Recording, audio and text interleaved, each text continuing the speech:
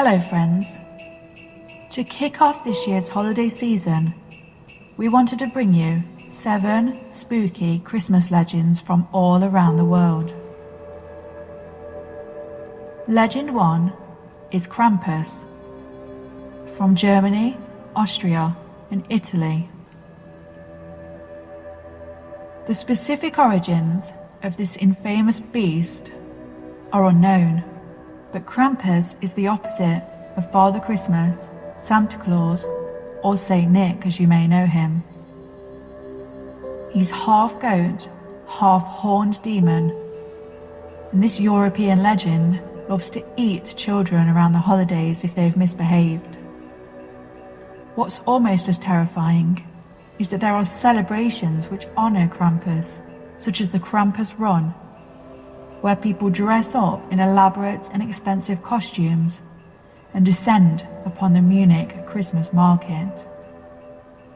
Krampus is a word of German origin and translates to claw, one of the weapons he uses to devour his victims. Legend 2 is Gryla and her offspring. She's from Iceland, and she's an ogre, but not a big friendly ogre like Shrek, and she doesn't have sidekicks like Donkey. She's been around since the 13th century and has children who are trolls, 13 children to be exact. They have creepy names like Pot Scraper and Door Slammer, and they aren't cute like the 7 dwarfs. The ogre and the trolls emerge from their cavernous home, venture out and round up naughty children to eat. One variation of Gryla's tale mentions that she has a husband who is lazy and just hangs back in the cave as she ventures out to do all the work. So watch out for Gryla in case she comes to visit your home. Legend 3, Mari Lwyd from Wales. This is the textbook definition of nightmare fuel.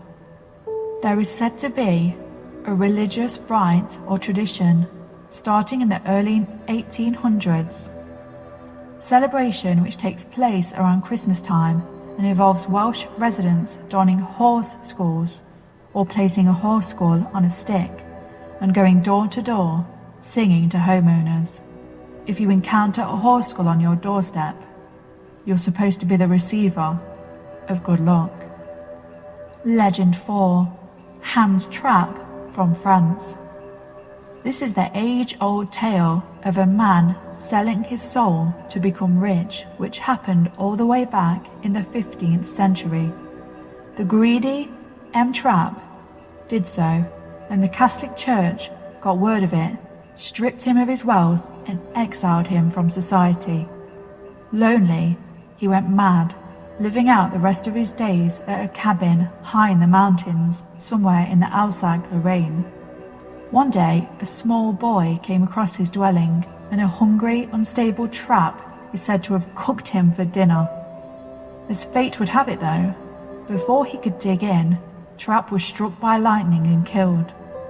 His story lives on in the form of a boogeyman-like tale that says he sometimes returns to civilization on Christmas, going door to door in search of his next meal. Legend 5, Kali Kanzaros from Eastern Europe. From late Christmas to early January, werewolf-like creatures reportedly come out, or up rather, as they spend the rest of their year underground. They're mischievous and come out to play and generally cause trouble. Once they've had their fill of above-ground mischief, they return home to the centre of the earth. Rumour has it that leaving a colander on your doorstep is a good way to ward them off. Legend 6, the Yule Cat from Iceland. So Iceland seems to have no shortage of Christmas terrors, and Yule Cat is a force to be reckoned with.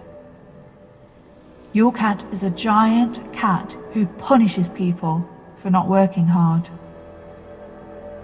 Legend has it that this whiskered animal once roamed the countryside looking for those and especially children, around the holidays who had not received clothing or done their chores.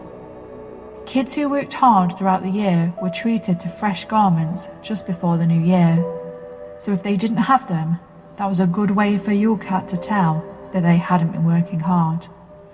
Those who didn't have them were deemed lazy, and Yule Cat feeds off their laziness. Literally. Some tales say that Yule Cat actually belonged to Gryla, who used it as a hunting pet. Employers like to use Yule Cat as a threat to make sure their workers reach their targets. Legend 7. Frau Perchta, from Austria and Germany. She's a witch who calls the Austrian mountains home. She goes on a little vacation, so to speak, every 12 days of Christmas to disembowel those who have been bad. Alternatively, if you're on the good list, people living in the area where she scours wake up to a silver coin at some point in those 12 days. She's celebrated by fearless fairy tale fans in some villages who don masks as part of festivals and view her as a powerful figure whom other holiday demons like Krampus stand no chance against. So bear these in mind, dear friends, when you're deciding whether to be good or bad this year, and whether you're going to take your chance with these legends. Goodbye.